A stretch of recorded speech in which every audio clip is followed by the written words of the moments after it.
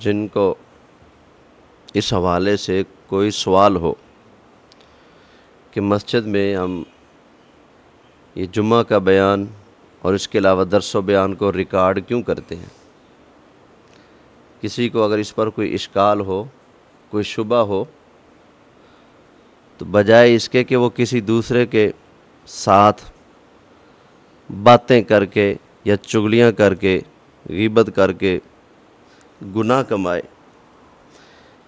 کیونکہ یہ کام میرا ہے تو وہ مجھ سے پوچھ لے۔ سمجھ آ گئی نا؟ وہ ڈائریکٹ مجھ سے آ کر پوچھ لے کہ یہ آپ بیان ریکارڈ کیوں کیا جاتا ہے، اس کی مقصد کیا ہے، وجہ کیا ہے۔ انشاءاللہ تعالی میں تسلی بخش جواب عرض کر دوں گا۔ اب بندہ کوئی کسی کو کہتا پھرے، کوئی کسی کو کہتا پھرے، سمجھ آ گئی نا بات؟ بس اس پر اتنا ہی عرض کرتا ہوں، پھر آگے چلتا ہوں۔ آج جس حوالے سے بات کرنی ہے وہ ہے ہمارے اس دور حاضر کا ایک شخص جو میرے خیال سے اس دور کے بہت بڑے فتنوں میں سے ایک فتنہ ہے۔ کسی سچے مسلمان کے بارے میں اس کی پیٹھ پیچھے اس کی برائی بیان کرنا یہ غیبت اور چغلی کہلاتا ہے، اور جو مسلمانوں کے ایمان برباد کر رہا ہو، ایسے شخص چاہے سامنے ہو چاہے پیچھے ہو، اس کی برائی لوگوں کے سامنے بیان کرنا تاکہ لوگوں کا ایمان بچایا جا سکے، یہ ثواب کا کام ہے۔ سمجھ آ گئی نا؟ پیٹھ پیچھے بات کرنا کسی کے گناہ بھی ہے اور کبھی کبھی ثواب بھی بن جاتا ہے۔ مثلا ایک آدمی وہ بازار میں کاروبار کرتا ہے، لیکن اس کا کام ہے 2-4 دن کاروبار ایک بندے کے ساتھ کر کے اس کو ٹھگی لگائی، پیسے ہڑپ کیے، پھر آگے کسی اور کے ساتھ شروع ہو گیا۔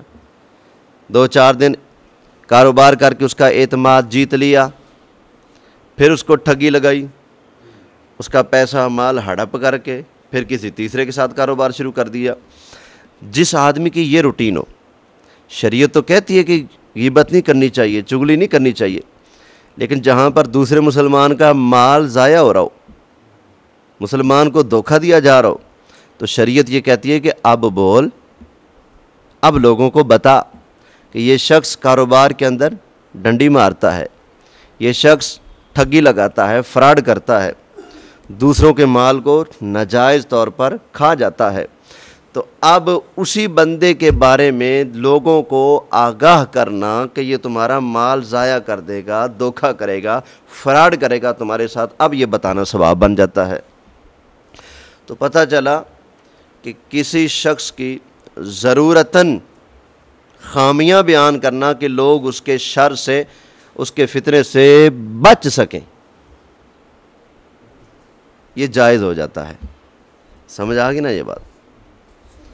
نبی پاک علیہ السلام کی ایک حدیث سن لیں، پھر آگے چلتا ہوں۔ نبی کریم علیہ السلام فرماتے ہیں، اذا ظہرت الفتن، جب فتنے عام ہو جائیں، او قال البدع، یا پھر راوی کہتے ہیں سرکار نے فتنوں کا نام لیا یا پھر بدعتوں کا نام لیا، فتنے عام ہو جائیں یا پھر بدعتیں عام ہو جائیں، فرمایا ایسے وقت میں وَلَمْ يُظْهِرُ الْعَالِمُ عِلْمَهُ فَعَلَيْهِ لَعْنَةُ اللَّهِ وَالْمَلَائِكَةِ وَالنَّاسِ اجمعین، امت لٹی جا رہی ہو، فتنے عام ہو جائیں، مصیبتیں عام ہو جائیں، ہر طرف ایسے ایسے فتنے برپا ہو رہے ہوں کہ جن میں مبتلا ہو کر لوگ ایمان سے ہاتھ دھو بیٹھیں، ایسے فتنے جب عام ہو رہے ہوں، اور کوئی صاحب علم جس کو اللہ نے پہچان دی ہو کہ یہ سچ ہے، یہ جھوٹ ہے، یہ صحیح ہے، یہ غلط ہے، وہ سادے لوگوں کے سامنے صحیح اور غلط کا، سچ اور جھوٹ کا فرق بیان نہ کرے، مصلحت کے تحت یا جیسے بھی وہ چپ رہے، جھوٹ کو الگ اور سچ کو الگ نہ کرے، تو فرمایا ایسے عالم پر اللہ کی بھی لعنت ہے، فرشتوں کو بھی لعنت ہے، اور سارے لوگوں کی بھی لعنت ہے۔ تو پتہ چلا یہ اس منبر کی ذمہ داری ہے، جو اس پر بیٹھے اس کے تقاضے پورے کرتے ہوئے سچ کو سچ کہے، جھوٹ کو جھوٹ کہے۔ سمجھ آ گئی نا؟ تو کبھی کبھی کسی کا آپریشن کرنا یہ ضرورت بن جاتا ہے.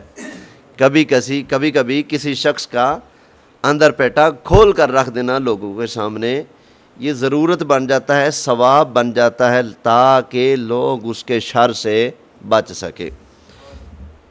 تو آج جس شخص کے حوالے سے تھوڑی سی گفتگو کرنے کا ارادہ ہے اس کا تعلق جہلم سے ہے. اس کا نام ہے انجینئر محمد علی مرزا. اس کے عقائد اتنے زیادہ خطرناک ہیں کہ جو شخص اس کی باتوں میں آ جاتا ہے وہ صحابہ کرام علیہم رضوان کے دامن سے اپنا ہاتھ چھوڑ بیٹھتا ہے. اس کے علاوہ اس کی زبان اولیاء اللہ کے حوالے سے, صحابہ کرام کے حوالے سے, حتیٰ کہ انبیاء کے حوالے سے بھی اس کی زبان بلا وجہ چلنے سے, گستاخی اور توہین کرنے سے رکتی نہیں. یہ نتیجہ ہے اس بندے کی صحبت کا. اس کا دعویٰ ہے کہ کوئی نبی, کوئی پیغمبر, کوئی نبی, کوئی ولی, کوئی بزرگ, کوئی بابا, کوئی شے نہیں. پہلے کہتا تھا کہ بابے کوئی شے نہیں, ولی, اولیاء یہ کوئی شے نہیں. اچھا, پھر اس کے بیان ریکارڈ ہے ہمارے پاس, ہر چیز میں پروف کے ساتھ مہیا کرنے کے لیے تیار ہوں, لیکن آپ لوگ عام طور پر زبان پر اعتماد کر لیتے ہیں تو اس لیے وہ سارا کچھ دکھانے کی ضرورت نہیں ہے. تو وہ شخص پہلے کہتا تھا کہ اولیاء, بابے یہ کوئی شے نہیں. پھر اس نے آگے بڑھ کر زبان چلائی اور کہا کہ حضرت امام حسن بھی کوئی شے نہیں. پھر اس نے کہا کہ صحابہ کوئی شے نہیں. پھر اس نے یہ بھی بیان دیا کہ صحابہ کی خوش قسمتی کہ ہم ان کے دور میں نہیں تھے, وگرنہ ہم ان کے اوپر تلوار تان لیتے, یہ بھی اس نے کہا. پھر اس شخص نے کہا صحابہ کوئی شے نہیں, امام حسن کوئی شے نہیں. بعض اور صحابہ کا بھی نام لے کر اس نے کہا کہ وہ کوئی شے نہیں. بالآخر اس نے کہا کہ کوئی پیغمبر, کوئی نبی, کوئی ولی, کوئی صحابی, کوئی بزرگ, کوئی پیر, کوئی شے ہی نہیں. اب یہ جملہ کتنا خطرناک ہے. نبی کی نبوت کا انکار ہو رہا ہے, ولی کی ولایت کا انکار ہو رہا ہے, صحابی کی صحابیت کا انکار ہو رہا ہے. جب کہہ دیا کوئی شے ہی نہیں تو اس کا مطلب کیا ہے کہ وہ کچھ بھی نہیں ہے. وہ اتنا بڑا جملہ ہے. پھر اس شخص کا عقیدہ ہے کہ نبی کریم علیہ السلام کو اپنا نہیں پتہ کہ میں نے جنت جانا ہے یا نہیں جانا. اس شخص کا بیان ریکارڈ موجود ہے, اگر کوئی سرچ کرنا چاہے خود سے تو اس کی تفسیر قرآن وہ سرچ کرے. سورہ احقاف کی تفسیر میں قُلْ مَا كُنْتُ بِدْعًا مِّنَ الرُّسُلِ, اس آیت کریمہ کی تفسیر کے اندر ما ادری ما یفعل بی ولا بکم, ان الفاظ کی تفسیر کرتے ہوئے اس نے کہا ہے ہاں نبی کو بھی اپنا نہیں پتا میں نے جنت میں جانا ہے کہ نہیں جانا. اس نے یوں تعلی کرتے ہوئے کہا ہاں. تو یہ اس شخص کے دعوے ہیں. اور پھر یہ کہتا ہے کہ یہ جو اللہ اللہ کرنا ہے, اللہ اللہ اللہ, یہ تو محمل جملہ ہے. محمل کہتے ہیں فضول کو. اللہ اللہ کرنا یہ کیا ہے؟ فضول ہے, اس پر کوئی ثواب نہیں ملتا. کہتا ہے آگے کچھ بولو گے, کوئی دعا کرو گے یا اللہ کی تعریف کرو گے پھر ثواب ملے گا. خالی اللہ اللہ کرنے سے کچھ نہیں ملتا, بلکہ کہتا ہے کہ خالی اللہ اللہ کرنا یہ فضول ہے, محمل جملہ ہے. توبہ معاذ اللہ. تو اس شخص کے ایسے عقائد و نظریات ہیں کہ جس کے لیے امت کو اس کے شر سے بچنا بہت ضروری ہے. یہ دیکھیں نا, نبی کے بارے میں یہ کہنا کہ نبی کوئی شے ہی نہیں. اور پھر ہمارے ہاں آج تک بچے کو ہم نے پڑھایا پہلا کلمہ طیب, طیب کا معنی, دوم کلمہ شہادت, شہادت معنی گواہی, سوم کلمہ تمجید, تمجید معنی بزرگی, چہارم کلمہ توحید, توحید معنی بولیں اکیلا یا پھر اللہ کو ایک ماننا. ویسے بھی توحید بنا ہے واحد سے، واحد کا معنی ہے ایک۔ توحید کا مطلب کیا ہے؟ اللہ کو ایک ماننا، کہ ساری کائنات کا معبود ایک، ساری کائنات کا رب ایک، ساری کائنات کا پروردگار ایک، یہ ہے توحید کا مطلب۔ لیکن اس بندے نے یہاں پر نئی توحید بنا ڈالی، وہ کہتا ہے، اس کا بیان ریکارڈ میرے پاس اسی کے چینل سے ڈائریکٹ میں سنا سکتا ہوں، یہ نہیں کہ کوئی کلپ کاٹا ہوئے، نہ، اسی کے چینل پر جا کر سرچ کریں، اس کا بیان سامنے آئے گا، اس کو چلائیں۔ وہ کہتا ہے توحید کا مطلب یہ ہے کہ کوئی پیغمبر، کوئی ولی، کوئی نبی اپنا پیشاب بھی نہیں روک سکتا۔ کیا یہ نبی کی شان بیان ہو رہی ہے؟ کیا توحید کا مطلب یہ ہے کہ نبی پیشاب نہیں روک سکتے؟ میں جو کسی کے بارے میں کہوں یہ جو بندہ ہے نا، یہ جو بندہ ہے یہ تو اپنا پیشاب بھی نہیں روک سکتا، اس کا مطلب ہے مجھے ایک حد تک اس بندے سے کوئی عداوت ہے، کوئی دشمنی ہے۔ اس لیے تو میں اس کی کسی خوبی کو نہیں ذکر کر رہا، میں کیا کہہ رہا ہوں کہ یہ بندہ اپنا پیشاب بھی نہیں روک سکتا۔ اور دوسری، بے وقوف اتنا ہے، توحید کا مطلب ہے اللہ کو ایک ماننا، وہ کہتے ہیں توحید کا مطلب یہ ہے کہ کوئی نبی اپنا پیشاب بھی نہیں روک سکتا، کوئی ولی بھی اپنا پیشاب نہیں روک سکتا، یہ توحید کا مطلب ہے۔ اس کا مطلب ہے اگر کوئی بندہ روک لے پھر تو اللہ ایک نہ رہا، پھر تو معبود کئی بن گیا نا، کیونکہ اس کے نزدیک توحید کامل تب ہے جب مخلوق اپنا پیشاب نہ روک سکے، اگر روک لے پھر تو توحید میں فرق پڑنا چاہیے۔ تو کئی بندے تو کئی گھنٹے اپنا پیشاب روک لیتے ہیں، توبہ معوذ باللہ، کہاں یہ موتر پیشاب اور کہاں اللہ کی توحید ہے، کہاں یہ موتر پیشاب جیسی گندی چیز اور کہاں اللہ کے نبیوں کے مقام اور مرتبے ہیں۔ تو اللہ کے نبیوں کو اور توحید اور رسالت کو بیان کرتے ہوئے وہ شخص اتنی گھٹیا ترین الفاظ اور مثالیں بیان کرنے سے بھی دریغ نہیں کرتا، تو وہ ایسا شخص ہے۔ تو آپ اپنے بچوں کو پابند کریں اس حوالے سے کہ وہ کسی بھی ایسے شخص کو نہ سنیں۔ سمجھ آ گئی نا؟ قادیانیوں کے بارے میں وہ کہتا ہے کہ قادیانی کافر اس لیے ہیں کہ وہ ہمیں کافر کہتے ہیں، بس، جبکہ قادیانی تو اس وجہ سے کافر ہیں کہ وہ نبی پاک کو آخری نبی نہیں مانتے۔ قادیانی اس وجہ سے کافر ہیں کہ وہ اسلام کو آخری دین نہیں مانتے۔ قادیانی اس وجہ سے کافر ہیں کہ انہوں نے ایک نیا نبی گھڑ مارا ہے، مرزا قادیانی۔ تو یہ جبکہ قادیانیوں کی بہت زیادہ حمایت کرتا ہے، سائیڈ لیتا ہے ان کی، تو ہمارے نوجوان بچے، ان کو پتہ ہوتا نہیں کسی چیز کا، ان پڑھ ہوتے ہیں۔ قرآن پڑھیں یا نہ پڑھیں، ماں باپ نے ان کو موبائل ضرور لے کر دینا ہوتا ہے، سمجھ آئی نا؟ قرآن آئے یا نہ آئے موبائل چلانا ضرور آئے گا، حدیث آئے یا نہ آئے موبائل چلانا ضرور آئے گا۔ تو موبائل پر پھر ایسے فتنے بند کمروں میں بیٹھ کر پھر وہ اس طرح کے شوشے چھوڑتے رہتے ہیں، لبادہ سارا ان کا اسلام والا ہوتا ہے، مسلمانوں والا ہوتا ہے۔ تو ہمارے بچے کہتے ہیں یہ مسلمان ہی ہے نا، اچھی بات کر رہا ہے۔ رات میں گیا ہوا تھا ادھر 79 چک میں، تو میں گیا ہوں تو انہوں نے مجھے بتایا جی یہاں پر مرزا انجینئر کے ماننے والے ڈھیر سارے پیدا ہو چکے ہیں، تو اس حوالے سے بات کریں۔ تو میں نے کہا جی بسم اللہ، میں حاضر ہوں، جس نے کوئی بات کرنی ہے تو آ جائے مجھ سے بات کر لے۔ تو وہاں پر بچے کھڑے ہو گئے، یقین جانے اس عمر کے بچے، بیٹے کھڑے ہو نا، یہ دیکھیں اس کی کوئی عمر ہے، اس عمر کے بچے کھڑے ہو گئے اور وہ میرے سامنے یہ ثابت کرنا چاہ رہے تھے کہ نبی کوئی شے نہیں۔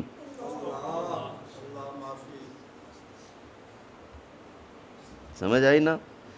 میں نے یہ کیمرہ ایک شخص کے تھرو لیا تھا، یہ جو لگا ہوا ہے نا یہاں، یہ علی شیروان سے آگے کون سا سٹاپ ہے، ایکسیڈنٹ بھی ہوا تھا، مولے والا کے ساتھ ہی نیچے ادھر اناروں والا باغ ہے، ادھر اس بندے کا گھر ہے جس بندے کے تھرو میں نے کیمرہ لیا تھا، کیمرہ مین ہے۔ اس نے مجھے ایک مرتبہ کہا یہ کیمرہ چاہیے، میں نے کہا لے جاؤ، لے گیا۔ دوبارہ پھر اس نے ایک منڈا بھیجا، اس نے کہا کیمرہ چاہیے، اس کے ہاتھ دے دینا، میں نے کہا چلو بھیج دو۔ وہ لڑکا بھیجا، وہ لڑکا میرے پاس آیا تو مجھے کہتے جی آپ کیمرے کا کیا کرتے ہیں؟ میں نے کہا جی میں کیمرے کے ذریعے دین کا کام کرتا ہوں۔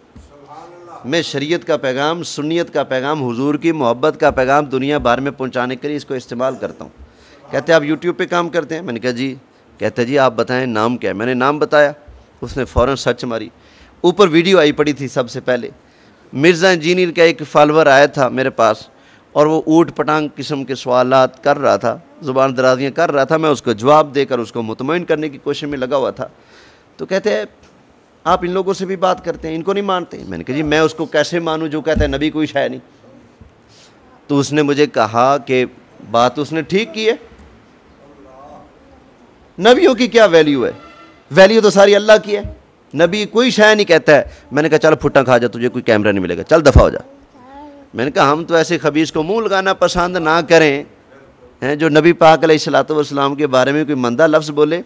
اب میں اپنے نوجوان دوستوں کو، بھائیوں کو، بچوں کو سمجھانے کے لیے صرف ایک مثال قرآن سے دیتا ہوں، ذرا اندازہ کریں اللہ کے نبی کی بارگاہ کتنی اونچی ہے۔ 2 ٹکے کے بندے میں آ کر تم اللہ کے نبی کے بارے میں زبان کھولو گے؟ 2 ٹکے کا بندہ، اللہ کے نبی کی عظمت سنو۔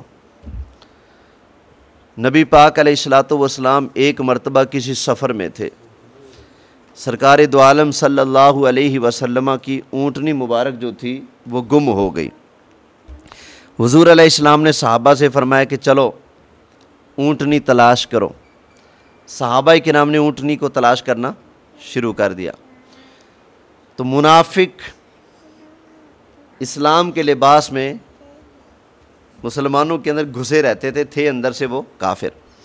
تو چند منافقوں نے کہا ایک دوسرے سے، دیکھو دیکھو کہتے ہیں کہ میں نبی ہوں، حال تو یہ ہے ان کو یہ نہیں پتا کہ میری اونٹنی کدھر ہے۔ کہتے ہیں کہ میں نبی ہوں اور ان کا حال یہ ہے کہ ان کو نہیں پتا کہ ان کی اونٹنی کہاں ہے۔ آج کل ہمارے بھی نا کئی لوگ بڑے فخر سے کہتے ہیں تو نبی لیکن فلاں شے کا نہیں پتا، فلاں شے کا نہیں پتا، فلاں چیز کا نہیں پتا، وہ ہوا تھا نہیں پتا تھا۔ ذرا سوچنا چاہیے ان کی بولی کن سے ملتی ہے، صدیق اکبر سے مل رہی ہے یا منافقوں سے مل رہی ہے؟ منافقوں نے کہا تھا ہیں نبی لیکن فلاں چیز کا نہیں پتا۔ اللہ نے کیونکہ نبی پاک علیہ السلام کو اندر کی پٹیاں پڑھنے کا بھی علم عطا کیا نا، سرکار کو لگ پتا گیا کہ کچھ لوگوں نے ایسا کہا ہے۔ حضور نے ان کو بلا لیا، فرمایا اوئے ادھر آؤ، آ گئے، تم نے میرے بارے میں یہ کہا ہے کہ یہ نبی ہیں لیکن ان کو یہی نہیں پتا کہ ان کی اونٹنی کہاں ہے، تم نے میرے بارے میں یہ کہا ہے؟ پہلے انہوں نے کہا جی اللہ کی قسم ہے ہم نے ایسا نہیں کہا۔ فرمایا میں اللہ کا نبی ہوں، مجھے میرے رب نے بتایا کہ تم نے ایسا کہا ہے،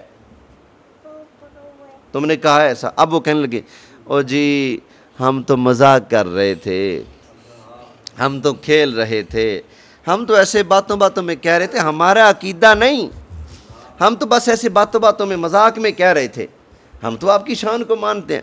جب انہوں نے ایک گستاخی کی، بعد میں کہا جی ہم کیا کر رہے تھے؟ مذاق کر رہے تھے، جھوٹے ہیلے بہانے بنائے، تو اللہ نے ان کے جواب میں قرآن کی آیت نازل فرمائی، فرمایا لا تعتذروا قد کفرتم بعد ایمانکم، فرمایا بہانے مت بناؤ، بہانے مت بناؤ، تم لوگ ایمان لانے کے بعد کافر ہو چکے ہو۔ کیا ہو چکے ہو؟ انہوں نے کیا کہا تھا ذرا بولے؟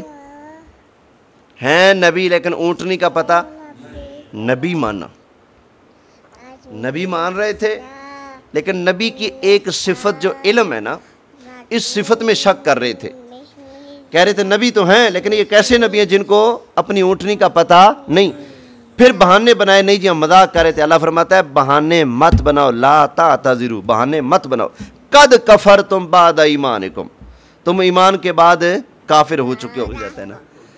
تو فرمایا ہے تم اللہ کی آیتوں کا انکار کرتے ہو، اللہ کے رسول کی عظمت کا انکار کرتے ہو، اللہ کے بارے میں تم ایسی باتیں کرتے ہو، قد کفرتم بعد ایمانکم، بہانے مت بناؤ، تم کلمہ پڑھنے کے باوجود بھی کافر ہو۔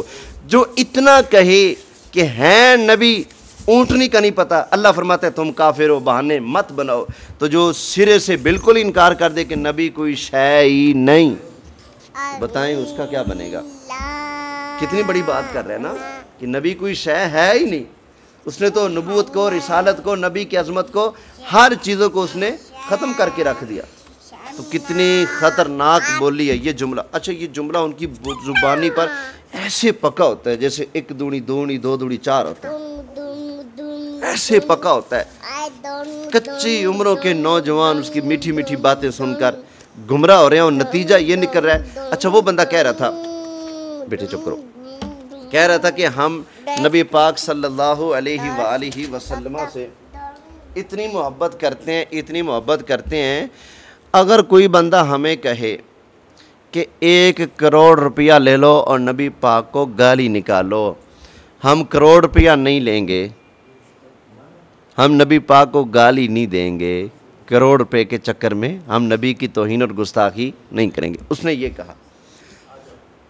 جیسے وہ خود بے وقوف ہے, اس کے شاگرد بھی پھر ایسے بے وقوف ہیں. ایک اور نوجوان اٹھا, اس کی میں نے ویڈیو دیکھی, اس کی بھی عمر اتنی کو ہوگی بس جیسے یہ شوال بیٹھا ہے.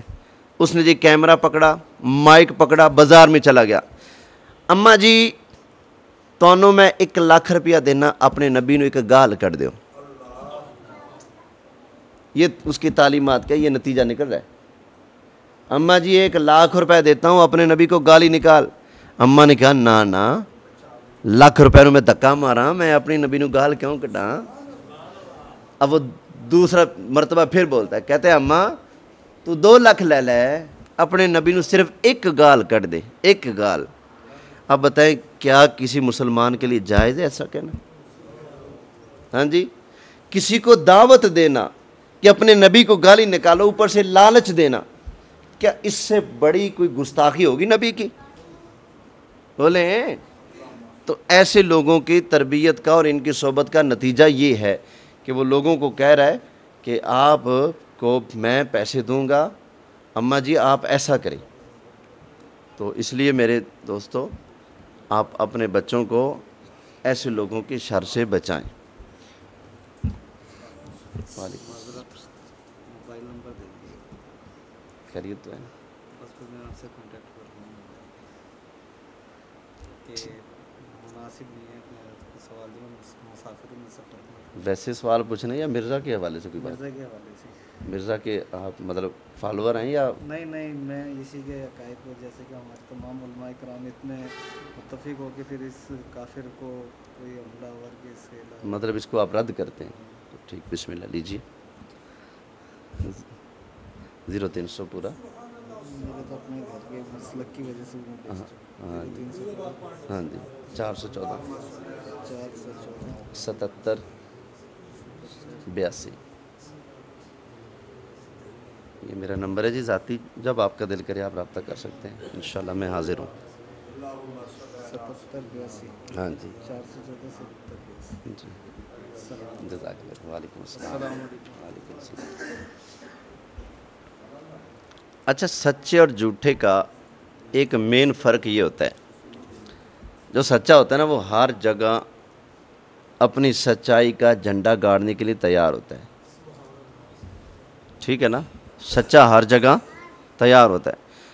ہمارے سنی علماء نے, بڑے بڑے علماء نے اس سے کہا ہے, بھائی تو جو یہ پٹیاں پڑھا رہا ہے کہ نبی کوئی شے نہیں, تو جو نبی کے صحابہ پر تلواریں چلانے کی پٹیاں پڑھا رہا ہے, تو جو صحابہ کے مذاق اڑاتا ہے, صحابہ کی توہین کرتا ہے, گستاخی کرتا ہے, نبی کی گستاخیاں کرتا ہے, تو جو کہہ رہا ہے کہ نبی کو اپنا ہی نہیں پتہ جنت میں جانا ہے کہ نہیں جانا ہے, اتنی بڑی باتیں جو تو کر رہا ہے, تو ایسا کر ہمارے سامنے بیٹھ کر بات کر لے, اپنے دلائل پیش کر لے, ہم سے جواب لے لے, یا ہمیں مطمئن کر دے, یا ہم پھر تجھے مطمئن کرنے کے لیے تیار ہیں, تیری باتوں کا جواب دیں گے, جو صحیح مطلب ہوگا وہ بتا دیں گے. لیکن یہ آج تک کسی بھی عالم کے سامنے بیٹھنے کے لیے تیار نہیں ہوا. کراچی کے ایک دیوبندی مفتی ہیں, مفتی طارق مسعود صاحب. بیٹے چپ تو کرو. اچھا جی, طارق مسعود صاحب ایک دیوبند مسلک کے عالم ہیں. انہوں نے اس بندے کی ایک بات کا جواب دیا کہ یہ تو صحیح نہیں کر رہا, جواب دیا. اس نے کہا جی آ جاؤ میرے پاس, مجھ سے بات کر لو. انہوں نے کہا جی میں آ جاؤں گا, آپ تیار ہو جاؤ. اس نے کہا جی میری کرامت ہے, میں ایڈوانس کہہ رہا ہوں, مفتی طارق مسعود مجھ سے مناظرہ کرنے کے لیے کراچی سے جہلم نہیں آئے گا. اس نے کہا جی میری کرامت ہے, پہلے بتا رہا ہوں وہ نہیں آئے گا. انہوں نے کتابیں اٹھائیں, जेलम पहुंच गए। जब जेलम पहुंचे तो इसने सारा कुछ बंद कर लिया। 3 दिन इसका नेट भी बंद, तो मोबाइल भी बंद, तो दरवाजे भी बंद, तो सब कुछ बंद। सामने बैठने के लिए तैयार है ना हुआ। फिर पाकिस्तान में एक एंकर है उवैस रब्बानी,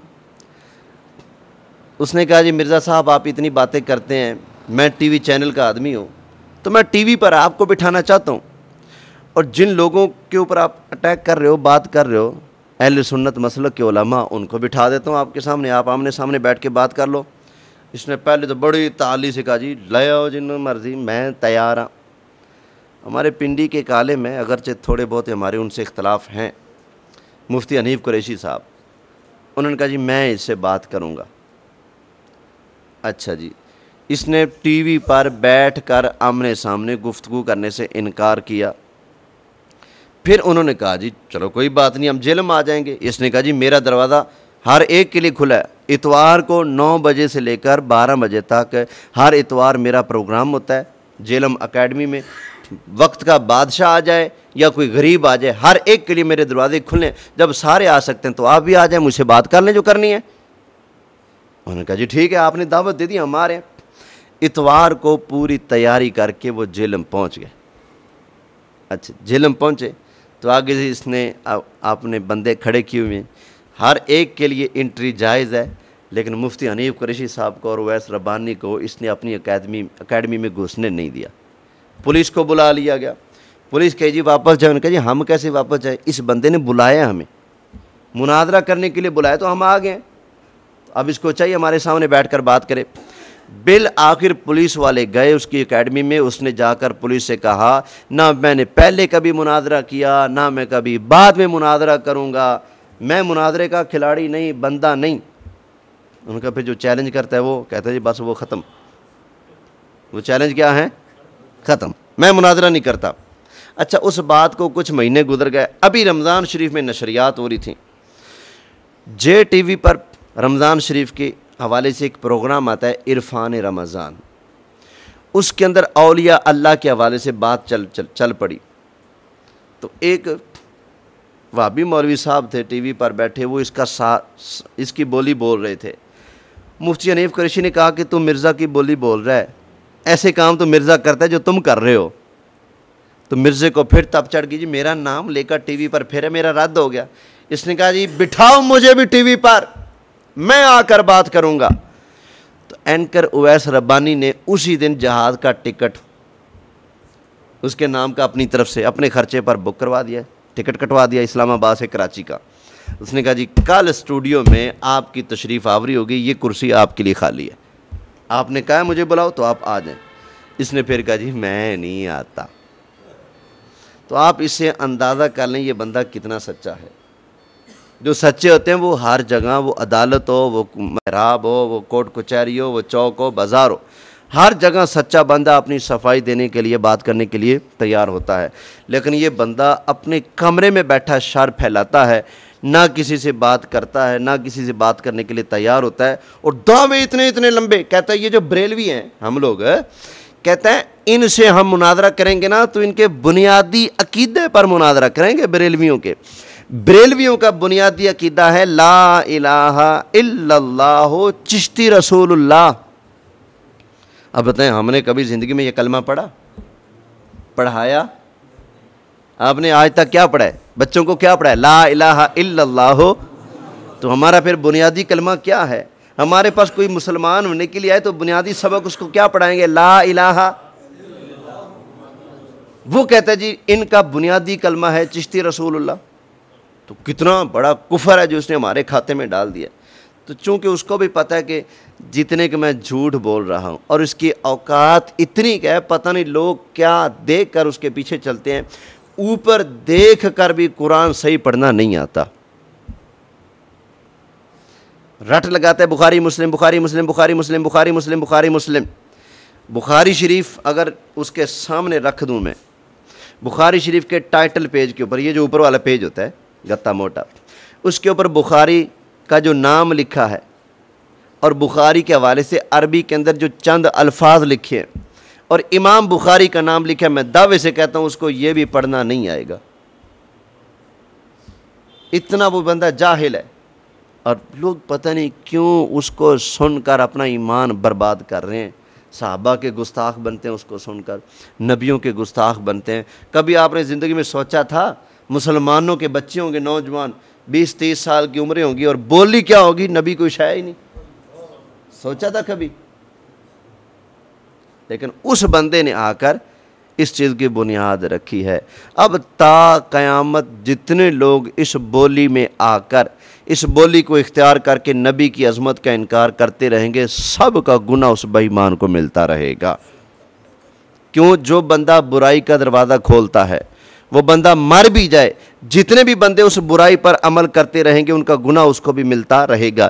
اسی طرح کوئی بندہ اگر خیر کا دروازہ کھولتا ہے، خیر کا، اچھائی کا دروازہ، وہ بندہ مر بھی جائے، قیامت تک جتنے لوگ اس بات پر عمل کرتے رہیں گے اس بندے کو مرنے کے بعد بھی اس کا ثواب ملتا رہے گا۔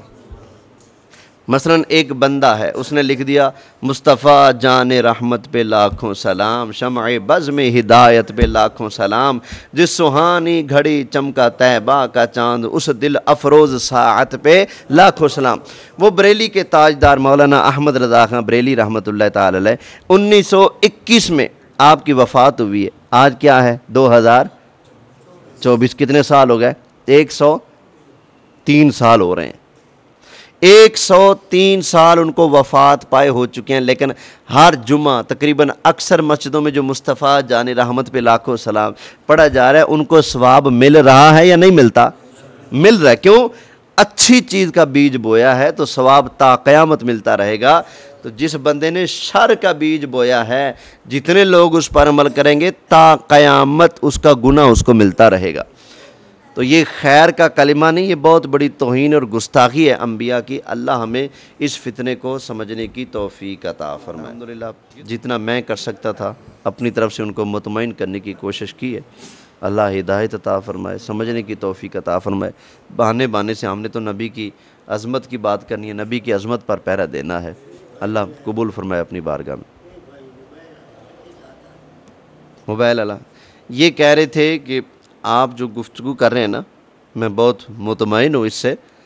میرے کچھ گھر کے، کچھ خاندان کے ایسے لوگوں کے کچھ مسائل ہیں، وہ ان کو تنگ کرتے ہوں گے نا، تو انہوں نے کہا کہ ان کو جواب وغیرہ دینا پڑتا ہے، تو آپ نمبر دے دیں، اس حوالے سے کچھ رہنمائی وغیرہ لینی ہوگی۔ الحمدللہ رب العالمین۔ یہ جو لفظ ہے زواد پڑھنا، زواد پڑھنا بالکل غلط ہے، ڈواد پڑھنا یہ بھی بالکل غلط ہے، ٹھیک ہے۔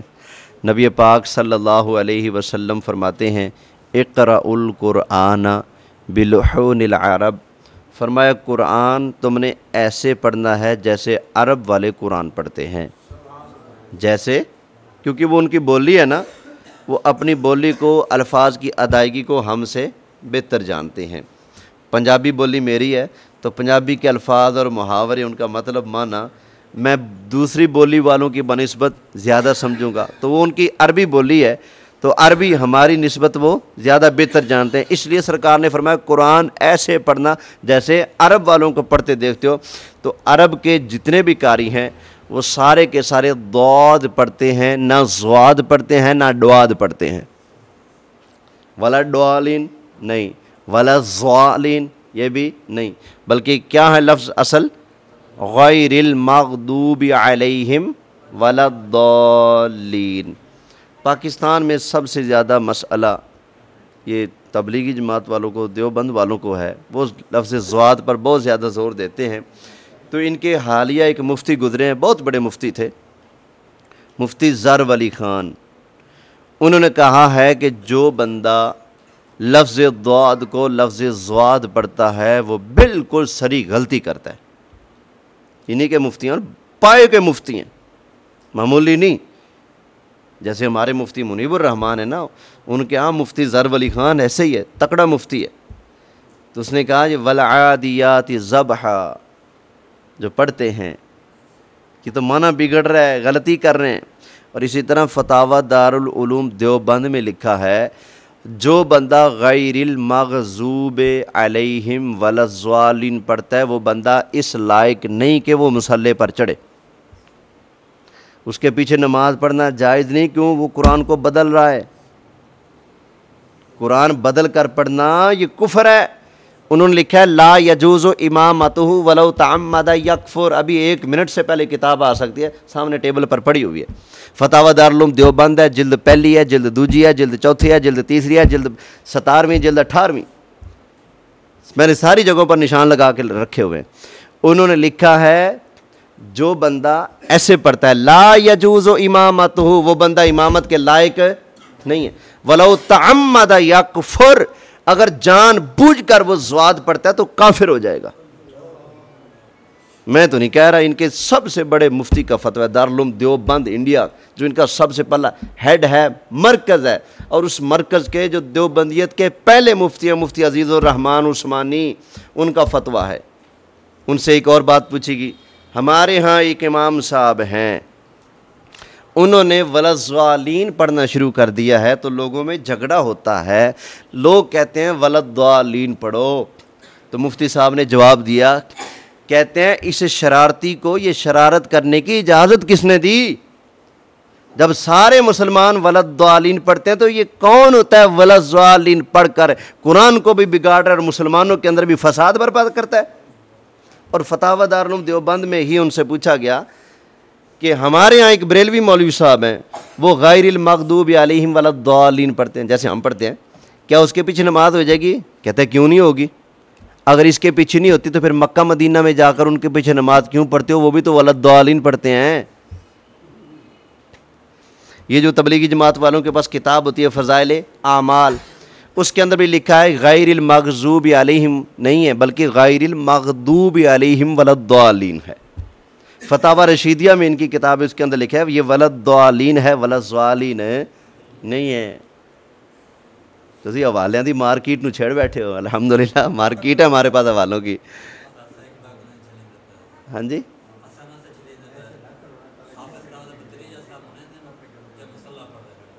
میں نے تو ان کے حوالے پیش کر دیے. یہ پٹ ہے بھی دیوبندیوں کو, اور انہی کی کتابیں میں پڑھ رہا ہوں.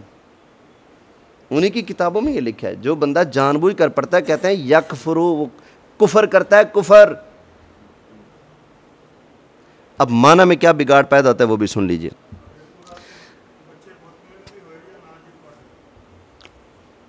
کافی حد تک مطمئن ہوئے انشاءاللہ تعالی. چلو شکر ہے جی. حاجی نیک صاحب نے تھپکی دی تھی, آج جی ہم تو ٹھیک کر کے آئے. بچیاں نو سمجھانا چاہیے کہ ہمارے لیے سب سے قیمتی رشتہ نبی پاک کا ہے. کسی اسکالر کے چکروں میں آ کر ہم نبی پاک سے بگاڑ دیں ہیں؟ جس کو ہمارے اوپر پیار ہے ہم ان سے پیار نہ کریں ہیں؟ اور بے لوس پیار کیا امت سے حضور نے, بے لوس, کوئی غرض نہیں, کوئی لالچ نہیں, محض پیار تھا امت کا. کہتے تھے یا اللہ ان کو بخش دے, بخش دے, اتنا پیار کر کے گئے. اچھا ابھی ترجمے کا فرق بتا دوں بس. یہ جو ہے نا ولضالین, ضالین بڑا ہے ذل سے. کس چیز سے؟ ذل سے. ذل کا مطلب ہوتا ہے سایہ. کہتے نہیں بادشاہ کو ذل الہی, کیا کہا, ذل شاہ, ذل الہی بادشاہ کو کہا جاتا ہے. بھئی اللہ کا, جیسے اللہ ساری کائنات کا بادشاہ ہے, یہ اللہ کا نمائندہ ہے, یہاں پر ذل الہی ہے, یہ یہاں کا بادشاہ ہے ہمارے جسموں کا. تو بادشاہ کو بھی ذل کہا جاتا ہے. ذل کا معنی کیا ہے؟ سایہ. کیا ہے؟ قرآن میں الم تری الی ربک کیف مد الظل. جب ولضالین پڑھیں گے تو زوئن سے بن جائے گا نا, کیونکہ زوئن کا مطلب ذل, اور زواد کو بھی وہی بنا دیا, زوئن بن گیا نا. پھر تو ضالین پڑھیں گے تو زوئن بن گیا نا. تو زوئن بن گیا, زوئن سے جب بنائیں گے تو بنا ذل, ذل کا مطلب بنے گا سایہ. اب اس کا ترجمہ یہ بنے گا اہدنا الصراط المستقیم صراط الذین انعمت علیہم, ان کی راہ پر چلائے رکھ جن پر تو نے انعام کیا, غیر المغضوب علیہم ولضالین, اور جو تیری رحمت کے سائے میں ہیں ان کے راہ پر بھی نہ چلا. بیٹا تو غرق ہو گیا. ذل کا معنی سایہ, جو تیری رحمت کے سائے میں ہیں ان کی راہ پر مت چلا, یہ معنی بنتا ہے. پھر کتنا بڑا کفریہ معنی بن رہا ہے. حالانکہ معنی تو یہ تھا یا اللہ اپنے پیار تود کھڑنے کے لیے لازماً ولضالین ہی پڑھنا ہے. ہماری ضد میں آ کر فقہ حنفی کی کتابیں بتاتی ہیں نبی پاک کا نام آئے تو شروع کر دیا. اگر ہم ضالین پڑھتے تو پھر تم نے تو پڑھنا تھا نا ولضالین. تو ضد میں آ کر مسئلے نہیں چینج کرنے چاہیے. اللہ ہدایت نصیب فرمائے. آمین بجاہ النبی الامین صلی اللہ علیہ وسلم. شروع کر دیا. اگر ہم ضالین پڑھتے تو پھر تم نے تو پڑھنا تھا نا ولضالین. تو ضد میں آ کر مسئلے نہیں چینج کرنے چاہیے. اللہ ہدایت نصیب فرمائے. آمین بجاہ النبی الامین صلی اللہ علیہ وسلم.